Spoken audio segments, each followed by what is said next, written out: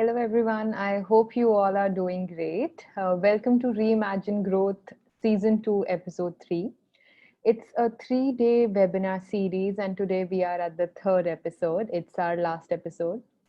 At CleverTap, we are constantly trying to bring in experts to share their winning strategies with you all so you can bring in growth for your brand, for your business.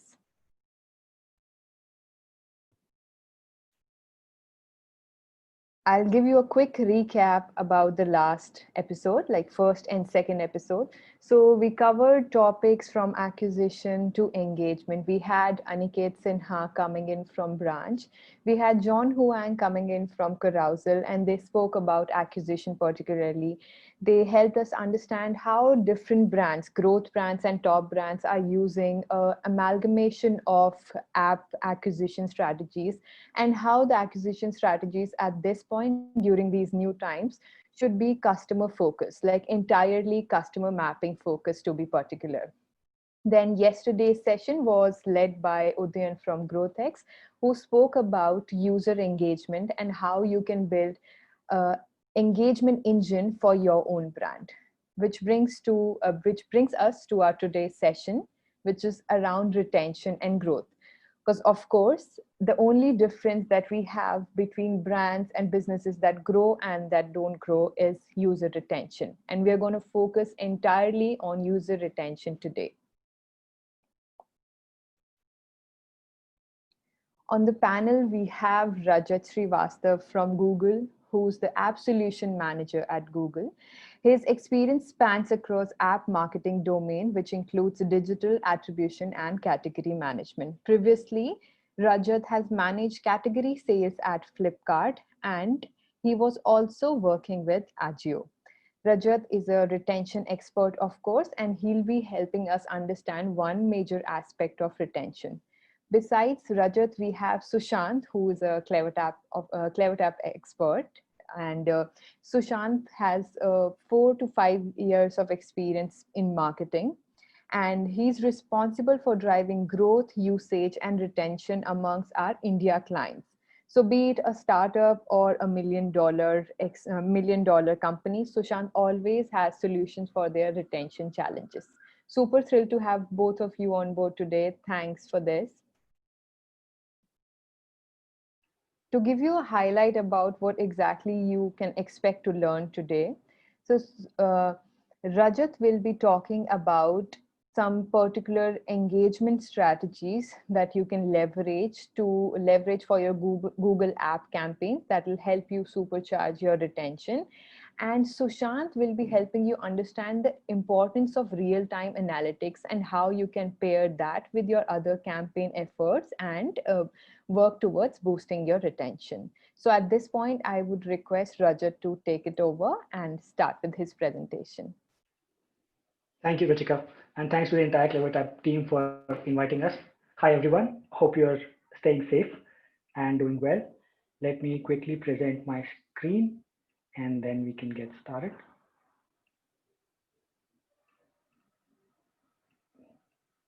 Sorry, Ruchika, do you mind, or Tanushri, do you mind presenting? I think there's some uh, issue at my end in the presentation settings. Sure, I'll just present. Give me a minute. Okay. All right. So while we bring up the screen for you, I think what I wanted to do today is talk about broadly two areas. The first is, of course, Ruchika mentioned about how retention is important for brands to retain their customers, but the problem is significantly huge, right? And as you might know, that about 75 to 80% of the customers who download an app do not engage with the app after 30 days. So the problem statement is really to look at majority of your customers. How do you make them stay with you even beyond their first few days of engagement? And to do that, once we cover the strategies, in the second half we'll talk a little bit more about the Google solutions or the app campaigns for engagement, which is a recent product that has been launched, and how does that help brands and advertisers meet their specific needs. And towards the end of the entire session, we will also have a Q&A where we can take up questions, but please feel free to post your question in the chat if you have any. Next slide. So yeah, let's talk about the first piece here, which is the audience strategies. And if you think about it, I think there are, because the user base is for most of our apps today is becoming so huge, understanding and segregating them into meaningful buckets is becoming really important. And that's where we need to decide and understand who are the users that we want to go after, and what is the value proposition from a brand's perspective that is useful to them. So in the next slide, you will see that from Google, what we recommend is looking at broadly 5 buckets of touch points across the user's life cycle. And these buckets are acquisition, replenishment, reactivation, remarketing, and cross-selling. And I'll talk briefly about each of these. The first is acquisition, which is an install really is not a user acquired, right? Because install is only one step in the journey. While the user has shown intent, they are yet to do that first meaningful action that determines whether they are really going to become a customer or not. That's where, even though someone who's installed the app but not yet done a registration or not yet done their subscription, is the first bucket that of audience that you would want to go after. And two examples of audience lists, as you can see on the bottom left of your screen, is install the app but not subscribed, which we spoke about. And then there is another unique list which is available only to the Google App Campaign, which is called downloaded the app but never launched the app yet. So this is, the app is sitting on your phone and you haven't really even engaged with it once. Today morning, I was doing a check and I found about 13 apps like this, which I have on my phone. I had downloaded them at some point in time, but really forgot about it and never engaged with them at all. So let's say you have a big sale event coming up and you are an e-commerce brand. You would want to make sure that users like these really come to know that, you know, they're just one step away from engaging with the app. Or if you are an OTT app and you want to tell people about a new show launch that has happened recently, and hence fence sitters, as we call them, who are just on the edge of considering the app might be more interested to try out now. The second use case is around replenishment, which is basically Pareto's law. Pareto's law is 20% of your consumers will largely drive 80% of your transactions and value. And how do you make sure that these 20% continue to engage and transact with your app, right? So these are your gold customers, these are your high value purchasers, and you don't want them to go away. So that's where you would look at a scenario for replenishment, and classic examples for these could be subscription renewal. So you've taken a monthly pack, you're reaching the end of your trial period for the first month, or you're reaching the end of your period for the first duration. And now as a brand, I want you to subscribe again. Or if you are a food tech company, I want you to order something again the next weekend and the next day, or the next meal, and so on. The third bucket is reactivation, which is one of the tougher ones to solve for. We spoke earlier how about 70% of the people don't really have the app and they move away after 30 days. How do you get them back on the app? Like what's the reason for them to really come back? Why should they even try and listen to you and come back to the app now, given that they haven't even engaged with for the last 30 days? So this is a little tougher problem to solve, but again, a large chunk of user bases on apps is becoming dormant as you go ahead, and it's important to not neglect this use case. The fourth is dynamic remarketing, which we are familiar with, where it is more around show me what I saw. So if you added to cart a specific product on an e-commerce app that you liked, you would see that exact same product across multiple properties. And the last one is really cross-selling, which is if I, as an app, provide multiple use cases or multiple categories for a consumer, how do I ensure that user not only does one engagement on one category, but moves on to try the entire experience or the gamut of offerings that I have to offer? So let's say if I'm a payments app and if you're doing recharges with me, how do I make you do a DTH payment, for example, or a bill payment or something else? So that's where cross-category engagement is also another area which a lot of brands today are looking at. So this is what we want to talk about in terms of why do you want to engage. And in the next slide, we look at bucketing the users into 5 broad areas. And this is one logical way of doing this. There are, of course, multiple different ways as well. But the intention is to understand how do each of these users differ from each other. And when you are trying to engage with these customers, what is going to be different about each of them? So let's take just two examples here, inactive and non-payers, which is the bottom left. And basically, let me talk about this graph first. On the left-hand side, you have the revenue and the ad monetization in the y-axis, which is how much value is this user giving to you as a brand. And on the x-axis, you have engagement, which shows how engaged is this user with the app, right? On the leftmost side is inactive and non-payers. Now, the intention here is for us to see if these users can get back into the app and they can try out what is there to offer. And in that sense, everything about this user is different from the top right corner user, which is active and pair. And hence, from an engagement perspective, we would not only want the creative and communication to be different for the inactive and non-payers. If we are running a paid campaign, the optimization event itself could be very different, right? So let's say on this segment, I may not directly want to optimize my campaigns towards a transaction, driving transaction. I would look at a slightly more upper funnel event like a app launch or a product view, and then get them to at least try out the app.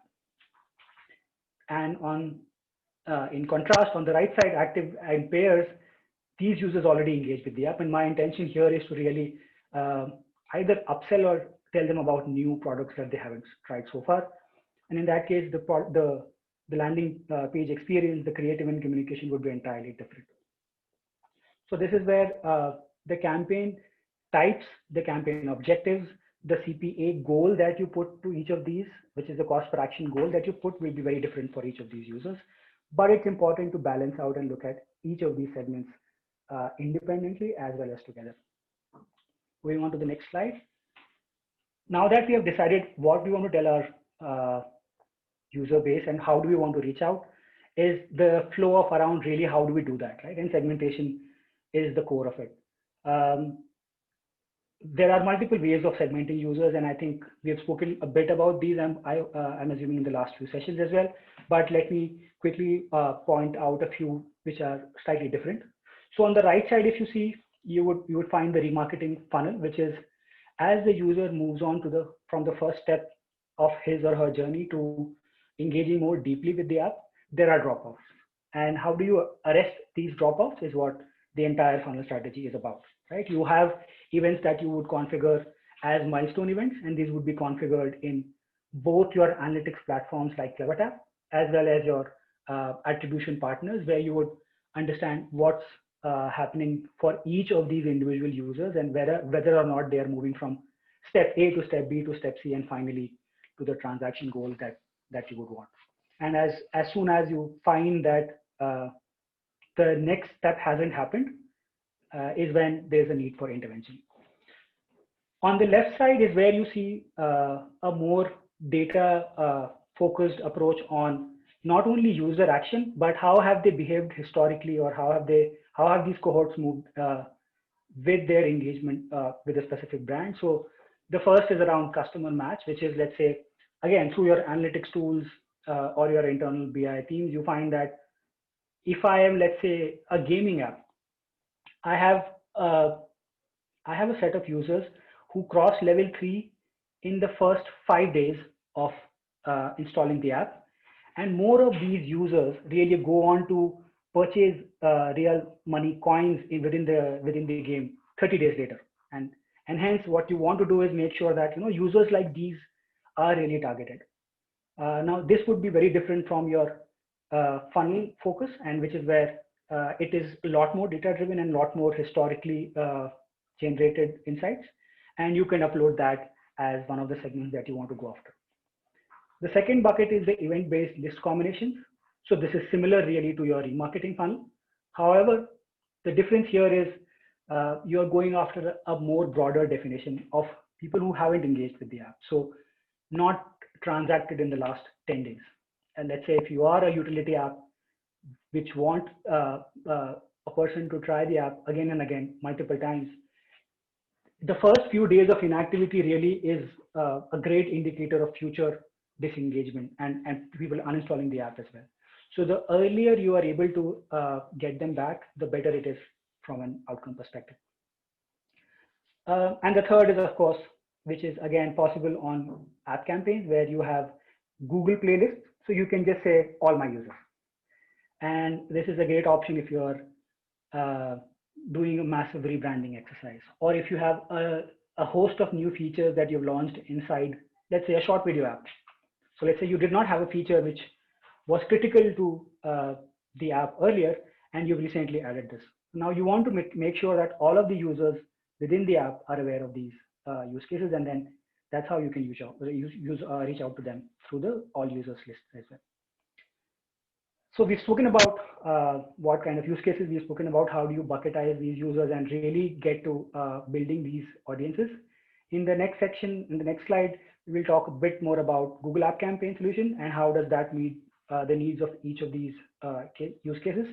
And then we'll speak about how do you maximize and get more, what's the best practices of making sure these campaigns really deliver for you.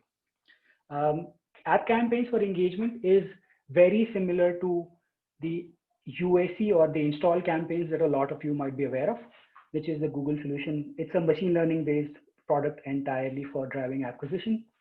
And in the next slide, you will see that very much like the UAC campaign, this is a multi-channel solution, which means that whether you're on Google search or on display network, when you're browsing the internet, reading articles, or you're watching a YouTube video, or you're on Play Store, this product will be able to reach out to users across these 3 or 4 touch points. So we realize that as consumers, we also tend to have a lot of decision making spread out across multiple touch points, right? We would probably search for a YouTube video and read about the reviews of a product before really buying it. Or we would search about what kind of features are available through, let's say, a Google search.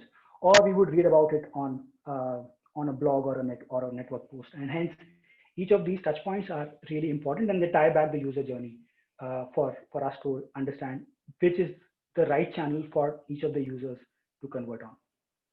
And because it's a machine learning based product, the amount of overhead needed in terms of optimization is limited, and that makes it that much more easier to deliver performance. In the next slide, we'll now talk about how do you get started and how do you make sure these deliver performance for you. And there are 3 parts to this. The first is, of course, you need to have deep linking enabled on the app. This is important because if you are reaching out to a user who has the app and you want them to land on a specific page, the app has to be deep linked, which is where both universal links, app link, and custom schemes are supported. The second is the audience itself, and we spoke a bit about this. The thumb rule, of course, is larger the audience, the better it is, but at least a 250K device ID list or unique users is a strong enough list to have. This doesn't mean that you should not be able to run campaigns for audiences smaller than this. However, this is the recommended size. And the last, but the most important one is on measurement. So you need to have conversion tracking in place. You need to be tracking all of these milestone events, which we spoke about earlier. You need to have your session starts or the app launches information really flowing back to AdWords, where you will run these campaigns from. And you need to, of course, have a third-party attribution platform like Firebase, Branch, AppsFlyer, Adjust, Singular, or Kochava to really look at performance of these campaigns. Next slide, we'll talk about how do you ensure that these deliver best outcomes. And in the first thing that we need to, in this context, we need to understand is how do machine learning based products really work, right? And the next slide, you will see that typically the inputs that you give are now lower. So you only have broadly 3 buckets of inputs. The first is the data itself, which is what is my willingness as a bid for each of these conversions. Second is the budgets. Third is the action. So what am I optimizing towards? Remember we spoke about inactive non-payers, and we said we want to optimize for, let's say, an app launch or a product view. And that's the action that we want to optimize for. And that's the data input versus a pair where we're saying transactions directly and so on. The second is the business objective on what audience do you want to go after and what do you want them to see on the app. So again, if let's say I'm an e-commerce app, my landing page filter will be very different. So if I'm talking to a Labs user, I might want to tell them about what's new in the app since the last time they were here. And hence, if I were doing a landing page, I would sort it by newest first. Just so that probably that's one way of experimenting whether freshness is driving more engagement versus discounting and everything else. And the third is creative, which is a combination of the first two, depending on the audience and the action. We want to kind of cover that. Four steps and four broad areas to get started and build the right strategy. One is the audience list, deciding from each of these buckets, which we saw, which is the first one you want to go after. The second is building the assets, which is the creative themselves. Third is on what conversion, action, and event you want to go after. And fourth is measurement. We'll not look at each of these, but we will talk about the most common ones and the best practices across each of these four. And of course, feel free to reach out to your Google POC whenever possible on what is the right metric for each of these. But in the next slide, we'll see the broad buckets across each of these. Right? Sorry, before that, yeah, I was talking about the machine learning product, right? And how this is different from a lot of complete optimization driven or manual intervention driven products that you might have used. While this graph is for a UAC or an install campaign, the same logic and the same principles apply to ACE as well, which is the first 2 weeks is where the system really learns. And this is where you will see all of your metrics really fluctuating a little more than you would like them. However, after 2 weeks, when the system has understood what kind of users within that audience pool also, right? So it's unlikely that even though the definition of users that we have given is same, but not everyone in that list will convert. So once the system understands which of these users is most likely or has the highest probability to convert, it will then start delivering these stable performances for more and more users like that. Which is why it's important to know that the first 2 weeks is critical, and we don't recommend making a lot of changes. We don't recommend making a lot of changes to either audience or the creative or the entire campaign itself. Now, in the next slide, we will look at 2 buckets of focus areas. The first is the hygiene, which is we have to make sure that these are in place. And on the right side, how do you get them ready to deliver, right? And the first is the right user list. We spoke about audiences and making sure that these dynamic audiences are getting updated. The data is flowing in back to AdWords for new users who now are in that cohort, and these are being covered, as well as the older ones which are no longer falling in this list get moved out. The second is getting more and in the right kind of data. So once you've configured your conversion flow, ensure that whatever event you choose has to happen at least 200 times per week. So if you've just launched a new app, it's likely that the number of, again, for an e-commerce app, the number of transactions will be low. So in the first 2 weeks, or in the first few weeks, it's better to have a higher funnel event like a registration, which happens more often. And then as your user base grows, is when you start moving towards more deeper funnel events. The third is that the target CPA or the cost per action that you give should have at least 100 Google attributed conversions per week. This is again important because there's enough data for the system to understand the right kind of user profiles and deliver actions. And the last is that the budgets should be at least 15x of your target CPA. And this would mean adjusting either the budgets or the bids in order to ensure that the multipliers are in line. On the right side is where you will see the performance boosters, which is how do you drive incremental performance just on the back of enhancements. And the first is the audience list should be large enough. 250K is the minimum recommended one. Higher the better in general is what we've seen. The second is providing video and image assets, and the emphasis here is on video. I think all of us spend on an average in India, about 70 minutes on YouTube alone every day, which means that we want to ensure that as a network, we are definitely reaching out to users on this platform, and video assets help us do that. The third is external auction dynamics. Ensure that whenever there is an opportunity, the system can realign budgets across these 4 touch points of Google Play, display, search, and YouTube, and raise the budgets so that the system can leverage any opportunity when it sees auction pressures decreasing or user intent going up. And the second last really is making sure that you're sending out all of the events and not just the optimization one, because it helps the systems understand around what kind of user profiles are more likely to do a certain event down the funnel, depending on how they've engaged early on. And the last is ad groups, which is bucketizing your audience into different outcomes. So let's say if I'm looking at a lapsed user, people who have not launched the app in the last 30 days, if I want to reach out to them, I have the option of making them, telling them about either an apparel category or an electronics category or something else. So for if you have coverage across each of these topics, uh, for the same set of lapsed users, some might be more attracted towards apparels, some will be more keen to understand about electronics, and hence that coverage ensures that the CTRs are high and there's the relevancy and higher content availability for everyone.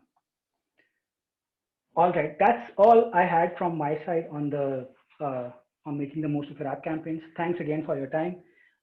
Before we end, I would just like to mention that we have a short poll that will be coming up on your screens. Please feel free to share your thoughts and feedback so that we can improve this going ahead. And we'll also have a Q&A session. I know I saw a few questions in the chat, and we'll take that up as well towards the end. Back to you, Ruchika. Thank you so much, Rajat. That was really insightful. Wonderful tips on making most of your Google app campaigns and how you explain the approach for remarketing and for bringing the users back and doing cross-selling. Really insightful. I'm sure the audience is going to make most of it. So yeah, as Rajat requested, it's a quick poll. So we're just going to wait for a minute before we start with Sushant's presentation to allow you some time to do the poll. And after that, we'll start with Sushant's presentation.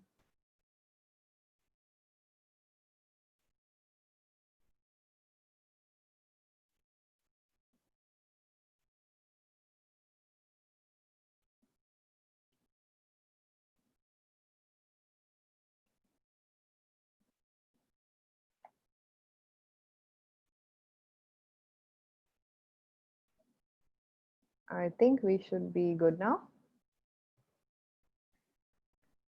Thank you, everyone. I'm hoping that you all have filled in the poll.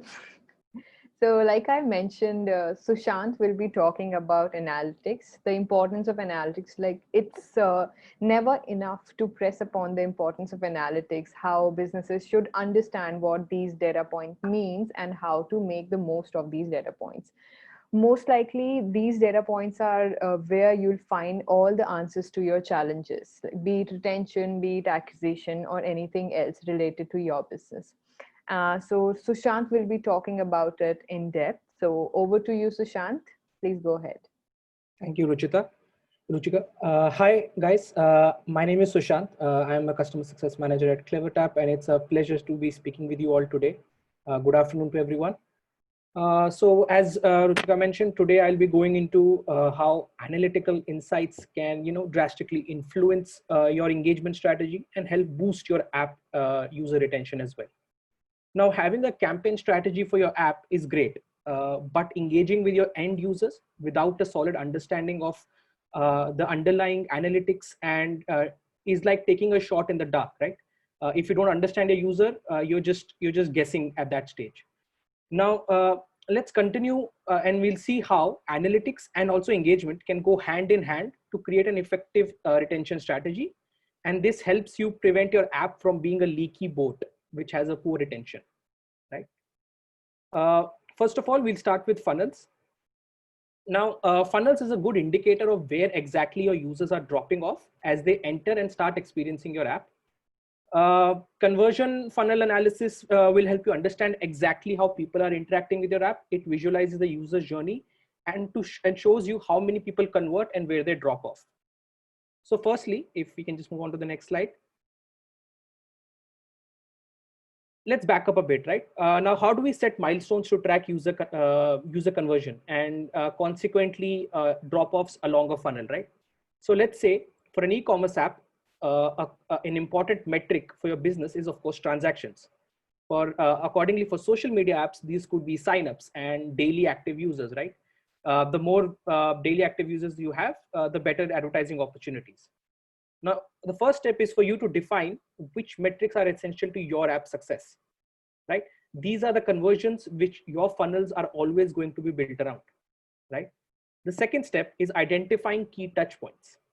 right? Some retail app users, let's say e-commerce users, might browse the new product page while others search for a specific item or a product, right? Similarly, for an OTT app, some users may create an account during the onboarding process, and others may decide to search and browse through the content that your app is offering, and return later to create an account after several sessions, right? So basically, a user's journey on an app is not always linear. So it is always important to think about all the way users can get to your point of conversion before deciding on the kind of funnel that you want to look at, right? And finally, it is important to segment users and compare these funnels, right? Not all users behave the same way, even let's say in your own household, right? The way you interact with a let's say an Amazon app is completely different to how your father or your child might interact with an e-commerce app, right?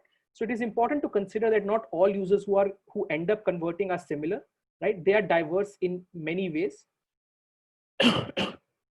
So you might want to ask yourself, do users in the US follow the different paths to conversion compared to, let's say, users in Asia?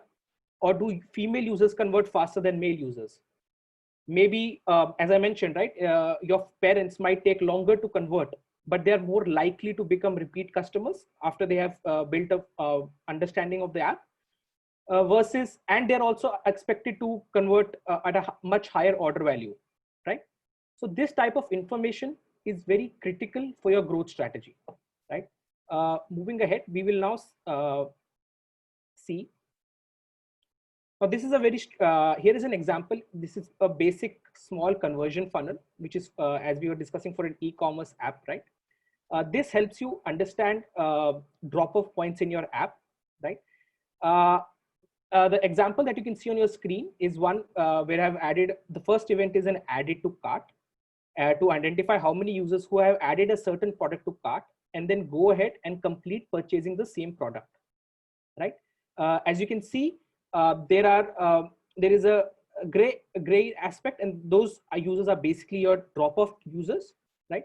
The key here is to not only note that the conversion percentage, but it is also important to understand that the average time taken for the majority of the conversions to be completed.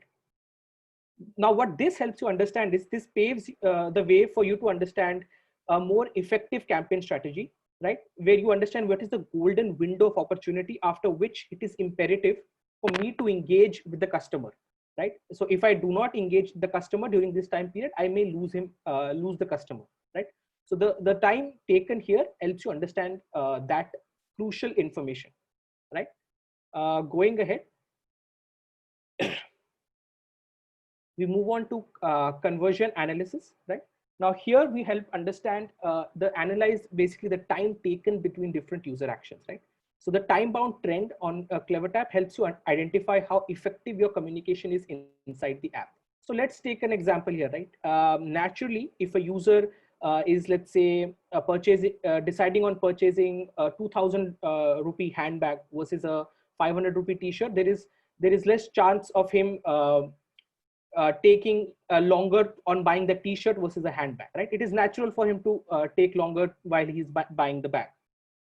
However, by providing the right information in the description, you can add pictures, you can add ratings, you can add reviews, you can help these users make a faster decision and have a good experience overall on the app. Now, the better the app experience is, the better the chances of you retaining your user overall, right?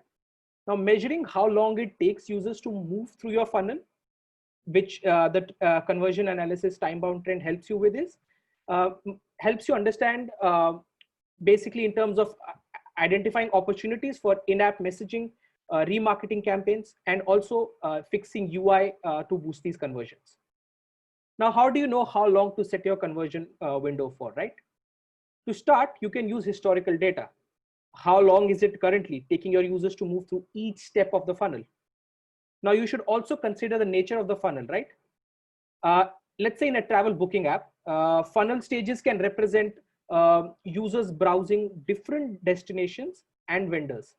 For these funnels, it would naturally take longer to move from one step to the next.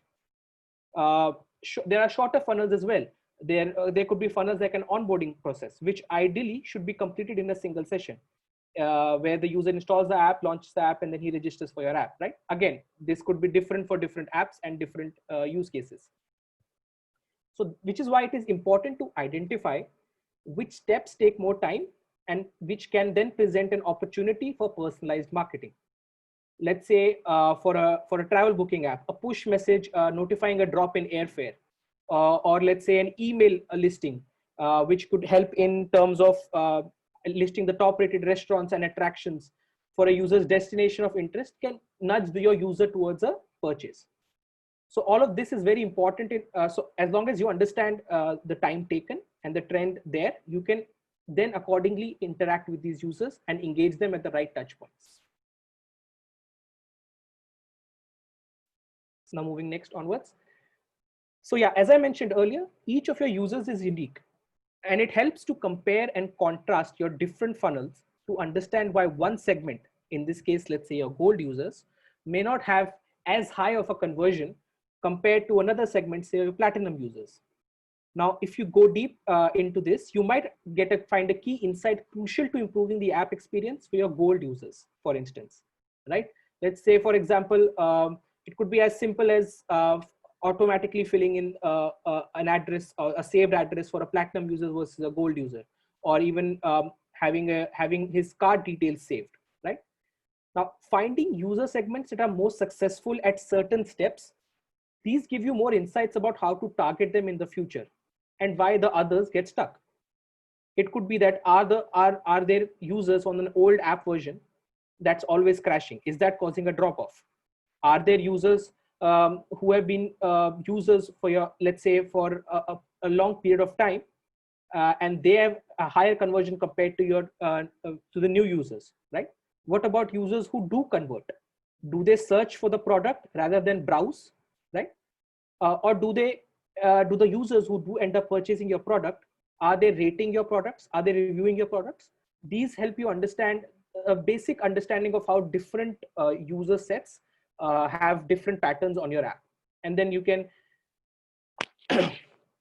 right, for one example that I can give here is that for an e-commerce app, right, let's say you're recommending products. Maybe you find out in your segments where you are comparing, let's say, an old user versus a new user, where you find out that when you are recommending products to old users, they're more likely to pick ahead, add them to cart, and complete a purchase. Whereas recommending products to new users is probably confusing them and they're dropping off at that stage, right? So that is a crucial insight where you understand, right, that I might not need to recommend products initially to my new users or the first time purchases versus my old users who are going ahead and converting on the app, right? So that is a crucial piece of nugget that you understand, and that helps, of course, to increase your conversion and reach your targets. Now we'll go ahead and speak about some errors that you might want to avoid when you're looking at funnel analysis, right? The first error to avoid is do not focus on the high drop-off points, right? Let's take the example, if the biggest drop-off is between step 1 and step 2, right? You are highly tempted to start there. You could have a 60% drop-off in the first step, right? But it won't do your business any good to fix that hole if you're only going to go ahead and lose them at the bottom of the funnel, right? So if you take an example of a bucket, if I take an example of a bucket of water, right? If the bucket has a hole, no matter how much water do I keep adding into that bucket, if I don't fix the hole at the bottom of the bucket, I'm going to keep losing that water, right? So there is no use of me adding more water to the bucket. So first you have to identify get the users you have to convert, right? And retain them at a higher rate. And then you can look at ramping up and adding more users to the bucket. Plus, an additional information here would be that the higher drop-offs are often the hardest to improve, right? It's usually easier to fix a smaller friction point on the app and for incremental gains. But those gains are important because those are your targets. Those are your conversion metrics, right? So once you fix those, you can then target and fix the higher drop-offs. A second error to avoid would be that high drop-offs doesn't necessarily mean there is something wrong with your app. Now it's very easy for us to see a drop-off and go, oh, we are making a big mistake here, right? There's something wrong with my app. There might be some bug, or there is an UI issue.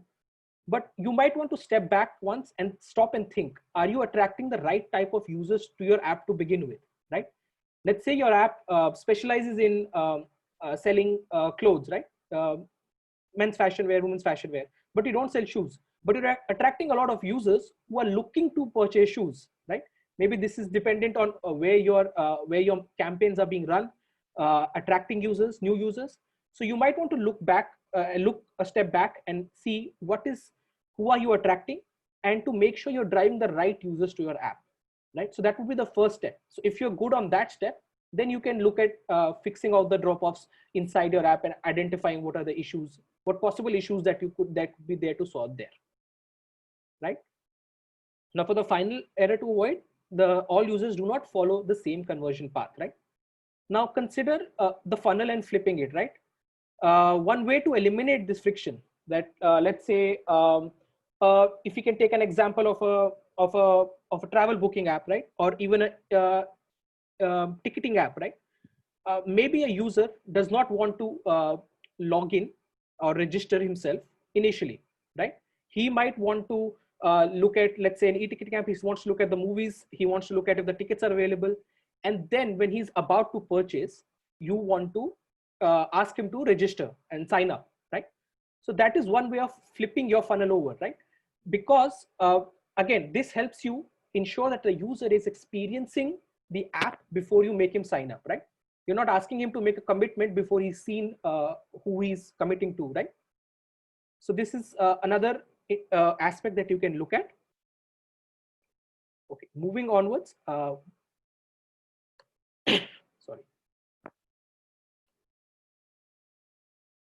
Hello.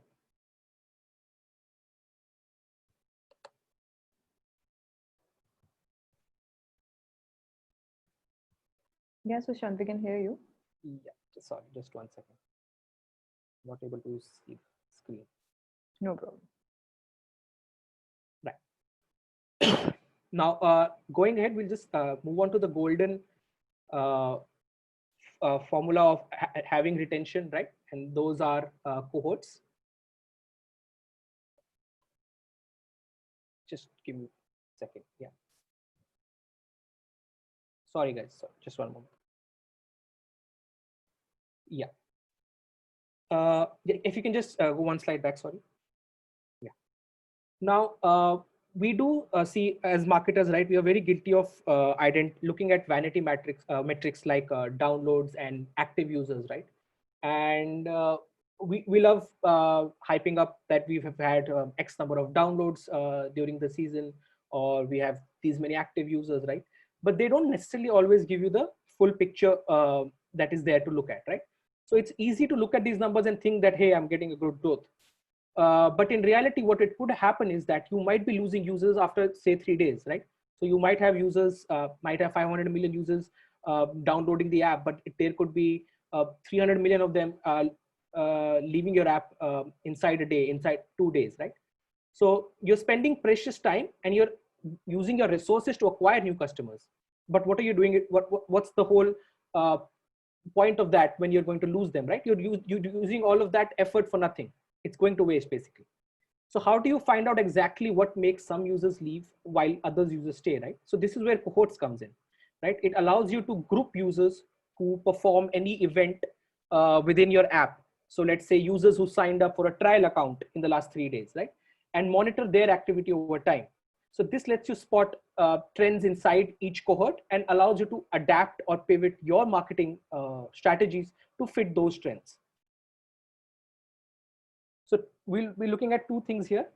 The first one is how can an online, so the example I'll be taking in this case is an online entertainment ticketing app and improving their retention strategies using cohorts. And also look at the 2 strategies that they can use, which is acquisition cohorts and behavioral cohorts, and what are they, right? So an acquisition cohort can help you understand retention based on where users were acquired. Let's say, for instance, retention is based on when users registered on your app in the past month. By measuring retention of each of these cohorts, you can determine how long people are using your app and when you're losing them. Sorry, where you're losing them. Also, a behavioral cohort can help you understand a retention based on a specific behavior. Let's say, for instance, there are users who have purchased in the past month. You can track how long different cohorts stay active in your app after they have performed this function, right? And see which actions on the app have a positive or negative effect on their retention strategy. So if you can go on to the next slide. Now this is a daily cohort chart on which you see on the left, right? On the right. Now we can dive deeper to understand the specific of retention. Users are returning, but what exactly do they do when they return, right? For instance, how likely is it that a user who added a product to cart will come back again to add another product to their cart on the next day, or maybe the next week, the next month, right? Now the retention curve that you see there at the top of the results in CleverTap makes it easy for you to understand at a glance, while the table at the bottom breaks down the exact percentages for you on a daily, a weekly, and also a monthly basis, right? Now, acquisition cohorts are great for identifying trends and pinpointing where customers churn, right? But they don't necessarily provide you insights into why they're leaving, which then brings us to the second type of cohort, which is the behavioral cohort, right? Now, each of your users make countless decisions about how to interact with your app. They could be using using a feature Y versus using another feature X, or they try and comment on a content versus passively consuming it, or and so on and so forth. Now, each of these decisions affect whether they stay or they go when it comes to your app, right? Now, here's another example to simplify how behavioral cohorts can uncover opportunities for improvement. Now, in the case of a movie ticketing app, as an example, we look at all users who launched the app and made a purchase. In this, we see there are silver users and platinum users, right? And basically, what the difference could possibly be is that you can see that platinum users have a higher. Sorry, can you just? Sorry, I think the slide, you're one slide behind. Sorry for that. Yeah. So as you can see, the platinum users on a specific day on the June 18th cohort come back at a higher rate compared to users who are silver users, right? So this helps you understand that maybe the behavior of a silver user, I might want to look at that and target them and improve their UI experience. Another way of looking at this is, if we can move on to the next slide, is combining multiple cohorts and understanding the analysis there, right? So as you can see here, what I've done is I've mapped a cohort of users doing a specific action, which in this case is users who have favorited a theater, right? And mapped it with all users and also users who don't favorite a theater. Now, if you were to see an analysis, right, that showed you 78%, which is the red line, right, the all user line, approximately 75 to 80% of your users on your app are churning on the first day, right? But then you identify that only 65% of your users who favorited a theater did churn, right? Compared to the 78% that did churn among all users, right? So your first instinct on that would be, let me bombard users with prompts to designate a favorite theater, right? But first you would need to verify these findings, right? Because correlation doesn't always mean there is a equal causation, right? So you take a look at all your users who didn't mark a favorite theater, right? And understand where your churn rate stands. So here, as we can see, the ones who favorited a theater have less of a churn rate compared to users who didn't favorite a theater, right? So the power of cohort analysis basically is that it not only lets you exactly see which customers leave and when, but you also understand why they are leaving, right? So this knowledge is hence very important for the foundation of having your sustainable growth, user engagement, and also long-term success for your mobile app. Now, going ahead, analytics alone will only be enough to help you navigate this period of uncertainty, right? It will not be enough. Now, data without action, you can say, is just an abundance of information. You have a lot of information, but what you do with that information is also very important. But when you use the right platform for your mobile marketing, you get user data and tools to turn that insight into action, right?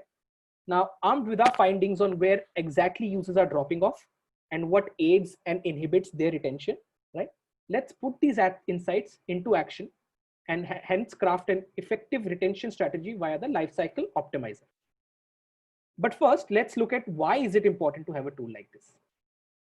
Now, let's take a scenario without a marketing automation tool, right? Let's say you have a social networking app where your ultimate test of user loyalty is when users create a post on the app, right? The first post on the app is when my user is now loyal to the app.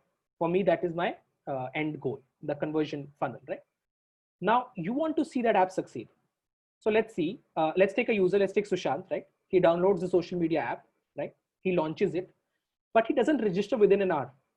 Perhaps, let's say, doesn't know how he doesn't know how to use, how to register to the app, right? Unfortunately, with the right tool, without the right information, you have no way of knowing that so many of your downloads are not even registering, right? And there is no way to engage with them at that step live. So it won't be long until your app, as Rajat mentioned, right? There are a lot of apps on in his app drawer that are just collecting dust, as we can say, right? So, and in the end, he might just go ahead and uninstall the app, right? Now, suffice to say here in this case, if users are not getting over the initial step, which is an acknowledgement step, right? There is no way they will ever move on to an interest phase or a conversion funnel, right? So as we mentioned, the second step here is no interest. Now let's take an example of another user who did go ahead and register the app, right? So let's take Rajat as an example. As soon as Rajat registers on that app, right, via, let's say he registers via Facebook opt-in or a Google opt-in, and information is pulled from from the app and by the social media app and pull in relevant pages and people for Rajat to follow, right? He follows a few of them, he browses these pages for a few minutes, and then he leaves the app. Now he's not seen back on the app within a day. He's seen he probably didn't like it, right? Again, without the right tool, you have no way of understanding or knowing that was your app like just a one-hit wonder, and no way to engage with the right content to pull Rajat back in, right? Now, no way will these users will ever go ahead and complete your main conversion goal, which is getting them to create a post. Now, in a third scenario, let's take an example of Ruchika, right? Now, she's recently made a habit of accessing your app and at least once a day, and she browses through the pages, the people she follows. Now, within a week of download, she still has yet to make a post. She's just browsing through the app and she has no way of knowing this, right? She doesn't have, nor does she have the tool to nudge, nor do you have the tool to nudge Ruchika to make a post and essentially convert, which is basically the pot of gold at the end of your rainbow, right? So this is where a marketing tool such as Lifecycle Optimizer comes into play, right? If you can move on to the second scenario. Now here, as soon as a user does not, let's say, register on the app inside 1 hour, the user gets a push notification 1 hour later requesting them to register with just one single click, right? You can show them, right? You can just click login via your Google platform or your email ID, and just with a single click, you can register for them, so for our app, right? And then the user comes back and via this push notification or an email, you can help them register in one single click, right? Now to the interest stage, right? Now it's important to help the user form a habit of using this app, right? So the user receives a push notification with a small update digest from the people he or she follows, right? So for example, Rajat followed 4-5 accounts when he was on the app. He doesn't come back after 1 day. You nudge them back saying, hey, there's a new update from the people you used to follow, right? So this works, and then they come back into the app and they browse more. And that's a daily transition where you give them updates and they come back into the user app. And as days go by, they become more comfortable on the app, right? Similarly, with conversion, right? Within a week of download, if Ruchika has not yet made a post, you can send her a push notification letting her know that, hey, it's how easy it is to create a post, or maybe there is some new feature that you have released, which provides them an option of adding filters to an image, or some cool new fonts, or new big colors that you've introduced, right? So this provides Ruchika inspiration, and she comes back to your app and makes a post, right? And that's your and you hit your goal, right? You have converted a user that which was basically your main aim at the start of it. So now going on to the 4 steps that we discussed here in the next slide. The lifecycle optimization basically works on the 4 steps. Now we have 2 frameworks here on our on CleverTap. The first framework is an AIC, which I'll be discussing today. The second one is a AAA framework. Now for AIC, we have 3 stages here. The first stage is an acknowledgement stage, right? The second is an interest stage, and the third is a conversion stage. Now this framework is basically based on a model where your individual milestones lead up to the last step, right? The second is where you define the life cycle stages based on your model. Now every app, be it a social media app or an e-commerce app or a ticketing app, right? They all have different life cycle stages. For an e-commerce app, the end goal is getting a user to charge, right? For a social media app, as we discussed, the end goal could be adding X number of friends or creating a post, right? Now, based on different models, you would have your, we allow you to set your different life cycle stages. The third stage here is based on experimentation, you can try a number of campaigns at each stage to a sample set of users. And then based on those experiments, you can roll out the best campaign to all users and to the full user base basically. So Lifecycle Optimizer basically prompts marketers to define these user actions, then correlate each lifecycle stage and provide an easy interface for all teams to create engagements that influence users to move into the next stage, right? So we will now discuss these stages going ahead. The first stage, as I mentioned, was the stage of acknowledgement, setting your lifecycle framework, right? Now this, why I have taken AIC for a social media app is because this sort of framework is ideal for engagement heavy apps, right? Versus transactional apps. Now, which what an example is, right? Social media apps are mainly focused on engaging on a framework of high engagement apps, right? At the acknowledgement stage, you as marketers would identify actions which helps you identify user interest in your app, right? Now, most of the apps you would find the acknowledgement stage would be very common. That would be either an app launch or a registration event, right? User has signed up or registered. So that would be your first stage. At the interest stage, marketers are looking for ways who are users who are more engaging, right? So in a more meaningful way. Let's say for an example, if for a social media app, this could include completing a profile, sharing a post with a friend, some other post, right? The users who are following, or even liking a post or following members, right? Now conversion, again, as I discussed, represents the highest action of a user can take in the app. And again, that is up to you to decide as a marketer, what is the highest action of a user can take in my app. Now, based on the scenario we discussed, as you can see, it's very easy on the tool itself to just simply pick the events and identify and set them up in your in the different stages of the lifecycle model. Going ahead, the next step is to experiment and iterate, right? Now, based on experimentation, you can try a number of campaigns at each stage to a sample set of users. You might not always be sure what kind of campaign would work best with a specific set of users, right? So you may have an option of using push notification. You have an option of SMS, email. There are various different options for you to try to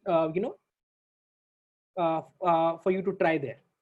Now the campaigns for the acknowledgement stage would be geared to nudge users towards registration. So those at the interest stage would be geared to nudge them towards the following relevant pages and then moving on them towards the next stage, which is the users at the conversion stage would be geared to nudge them and make a create their own post, right? So this experimentation and iteration phase allows you to test and experiment with different email, with making variations and making a data-driven decision based on performance. Now, a marketer could experiment, as I said, with different email messages and see which email message is helping me move users from an acknowledge phase to an interest phase, right? So Lifecycle Optimizers runs these experiments for you after you set up a campaign, right? and in a small number, and helps you identify where your numbers are better off and help moving them onwards. And then based on that, right, you can look at rolling them out, right, as the next step, as we can see in the next slide.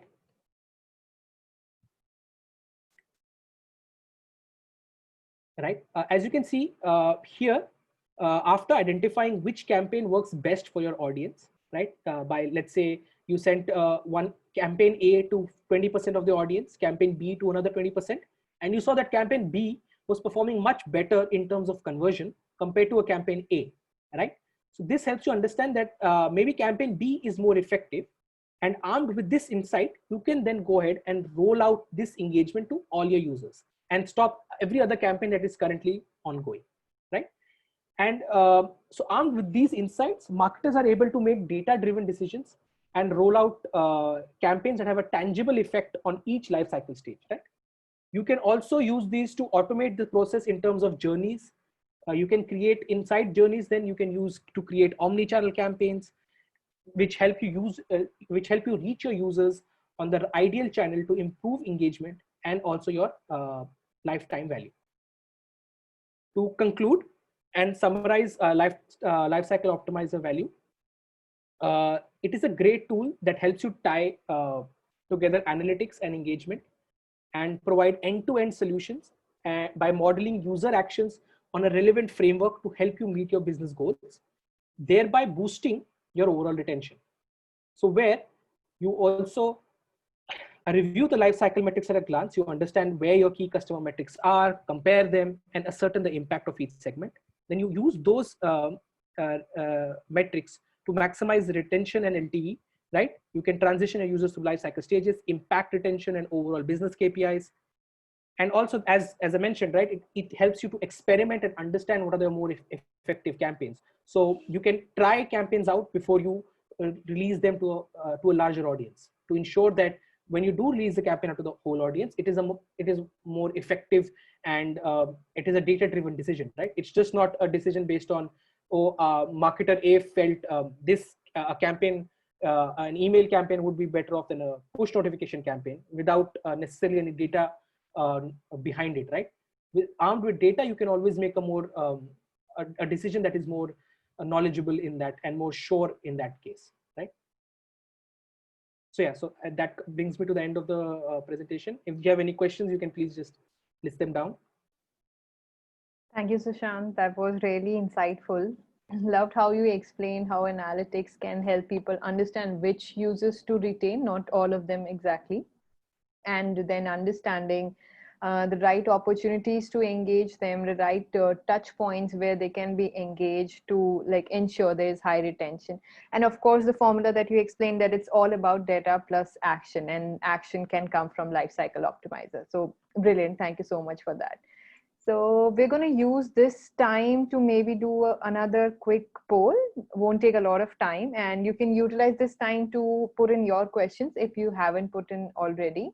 And Rajat and Sushant will, either of them will take those up.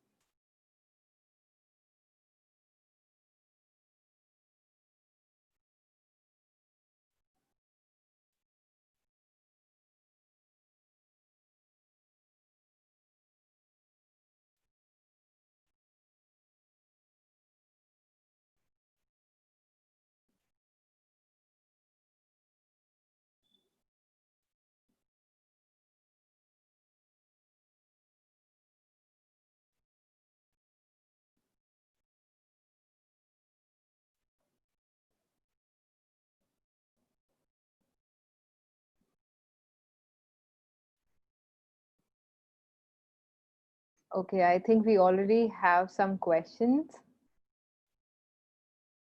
Rajat, Sushant, can you guys just take those up? Yeah, I saw two, and I think I have answered those on chat already. The ones which were relevant, I think, for Google. I would hand it over to Sushant for the other ones, I think, which he might be a better person to answer. Sorry. Yeah. So I think Amlesh has a question with regards to how to set up a cohort analysis, right? Amlesh, on the dashboard itself, we have an option of selecting cohorts under the analytics tab, right? And you can just simply select your events which you would want to identify. Let's say you want to understand your basic daily cohort for you would be user who did an app launch and then came back and did another app launch, right? The return event could be just as simple as that. So you would just enter your both the first event and the recurring event, and you can set your timelines basis how much how back how far further back do you want to go ahead and look, and then just simply hit the view button, and you will get you get both automatically. You get both the graphs and the table format as I showed in the video above, right? So I think it's pretty straightforward. The advantage there as well is that from the table itself you can target users basis the numbers that you see there, right? So if you see there's a drop off of 60%, you can just simply hit the button there and start creating a campaign for those specific users in terms of the drop offs, right? Rachit, I think there's a question for you as well by. Hey, Subrat. So if I understand this right, the question is that you have a data repository at your end, and you want to import that data from your internal source to Google.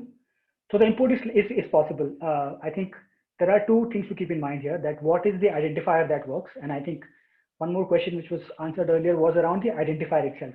So if I'm as a brand giving an identifier of ABCD to Sushant every time he registers, this is unique to this user and to the brand. Any ecosystem outside may not understand what does this identifier mean. However, an advertising ID or a device ID within the context of app marketing is more specific to and unique to each device. So Subrat, in your question, if that is the ID that we are using, then yes, you could import a list of these IDs and directly run a campaign on that. In some cases, there's a call out around match rate. So if you've entered, let's say a list of 100 IDs, it's possible that not all 100 will match to a corresponding user because of multiple reasons. Typically, let's say only 80 to 85 will match. So that's the drop off in terms of efficiency, but yes, you could do that. Thank you, Rajat. Guys, we are running on time. So in case we are not able to answer all your questions, really sorry for that, but we will definitely reach out to you via email for the pending questions. And this brings us to the end of our Reimagine Growth series, the season 2. And the learning has been great, and we are really overwhelmed by the audience responses. And thank you so much, Sushant and Rajat, for today's session. It was wonderful. And in case the audience has some queries or some pending question, you all can write to us at webinars@clevertap.com. And we are hoping that we'll come back with maybe another season, some more insights, and some more learnings being shared by experts. So that was it for this one. Thank you so much. You guys have a great day. Thank you so much, guys. Thank you. Thanks, everyone. Bye. Take care. Bye-bye. Take care.